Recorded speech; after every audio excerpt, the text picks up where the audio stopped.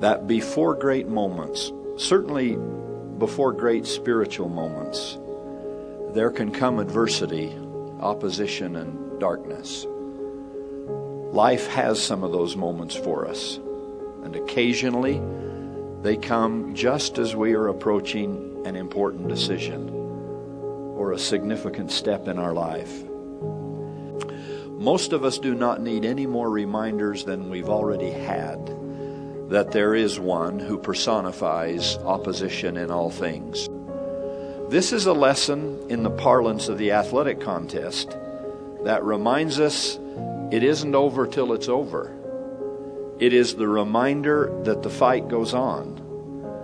Unfortunately, we must not think that Satan is defeated with that first strong breakthrough, which so dramatically brought the light and moved us forward. Don't let your guard down. Don't assume that a great revelation, some marvelous illuminating moment, the opening of an inspired path, is the end of it. Remember, it isn't over till it's over. I wish to encourage every one of you today regarding opposition that so often comes after enlightened decisions have been made, after moments of revelation and conviction have given us a peace and an assurance that we thought we'd never lose.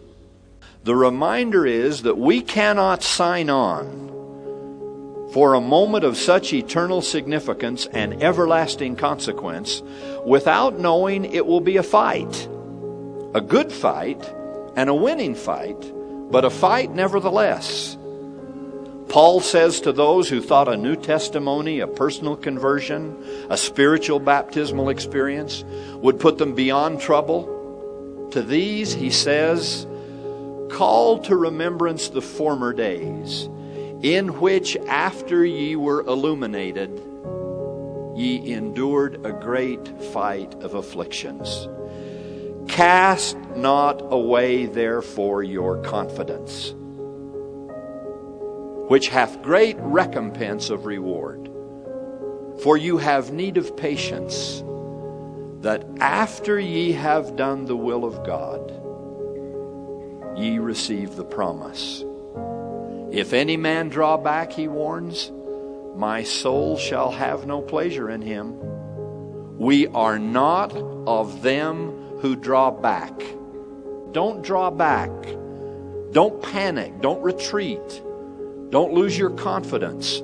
Don't forget how you once felt. Don't distrust the experience you had.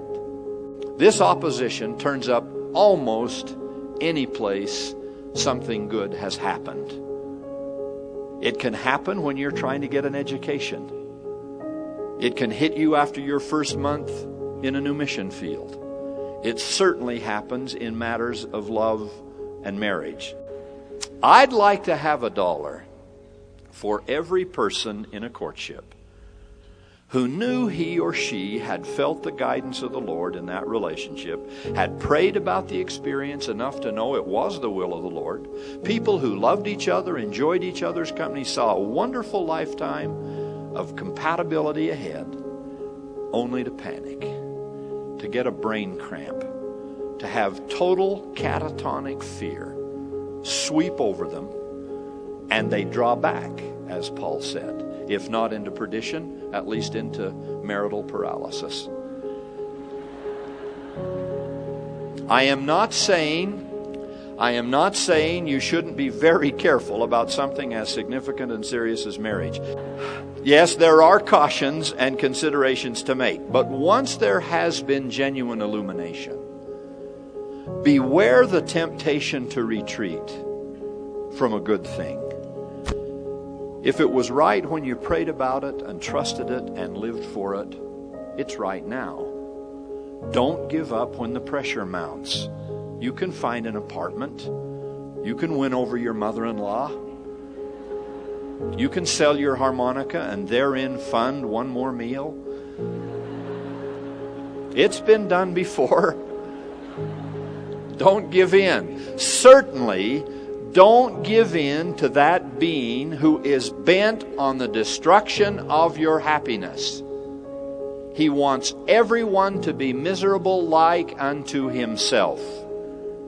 Face your doubts, master your fears. Cast not away, therefore, your confidence. Stay the course and see the beauty of life unfold for you. I will tell you in your mind and in your heart by the Holy Ghost, which shall come upon you and which shall dwell in your heart.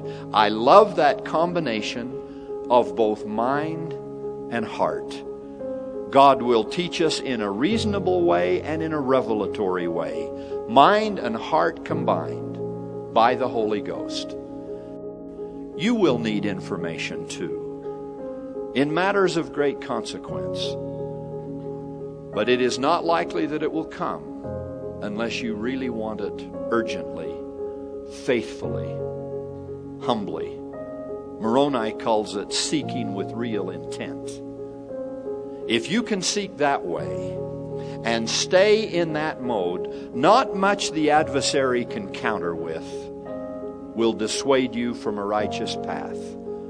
You can hang on, whatever the assault and the affliction, because you have paid the price to, figuratively at least, see the face of God and live. Like Moses in his vision, there may come after the fact some competing doubts and some confusion, but it will pale when you measure it against the real thing. Remember the real thing. Remember how urgently you have needed help in earlier times and that you got it. In the process of revelation and making important decisions, fear almost always plays a destructive, sometimes paralyzing role.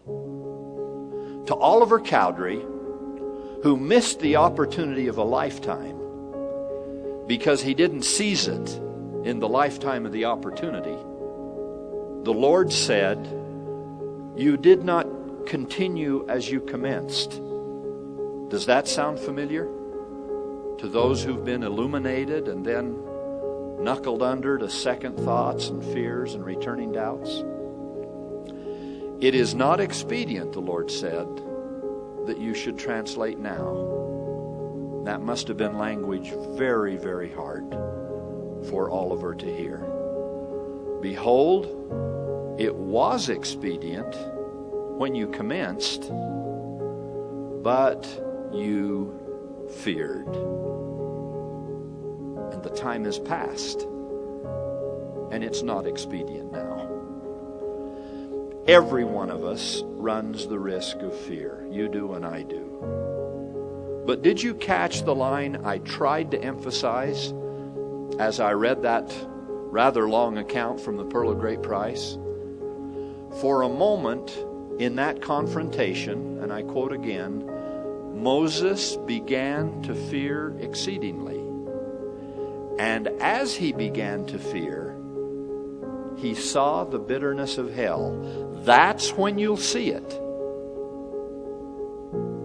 When you are afraid. That is exactly the problem that beset the children of Israel at the edge of the Red Sea. Thus, lesson number 2. It has everything to do with holding fast to earlier illumination. What about that which has already happened? What about the miracles that got you here? And it is not better to remain outside the church, nor to reject a mission call, nor to put off marriage, and so on and so on and so on forever. Of course our faith will be tested as we fight through self-doubts and second thoughts. Some days we'll be miraculously led out of Egypt, seemingly free, seemingly on our way, only to come to yet another confrontation, like all that water lying before us. At those times, we must resist the temptation to panic and to give up At those times, fear will be the strongest of the adversary's weapons against us.